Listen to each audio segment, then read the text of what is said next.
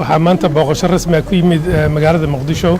madaxweynaha dawladda walaalanaha Eritrea mudane Isaias Afwerki iyo wafdi ballaaran oo hogaaminaya ay kamid yihiin wasiirro iyo la taliyaal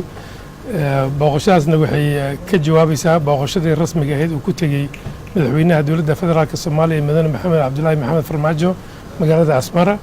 oo kadibna uu u gudbiyay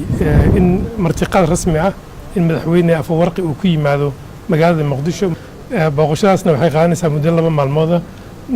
soo dhaweyn aad u heer sareysa ayaa loo fidiyay madaxweynaha iyo wafdigiisa markaas kadibna waxaa loo soo galbiyay villa Soomaaliya oo ku wada galeen wada hadal labada wafdi iyo labada madaxweyneba haddana marti soorka kadib hadduu ilaa yiraahdo waxay ka wada hadli doonaan xiriirka labada wadan hadda la aasaasay sidii loo soo xoojin lahaa xiriirka soo jireenka ee labada shacbi Eritrea iyo Soomaaliya oo taariikhiga ah sidii Soomaaliya ay ugu soo dhaweetay Eritrea markii ay gobonnimadoonka ahayd sida uga kalmaysayba marka iyo hadda furfurnaanta cusub oo ku timid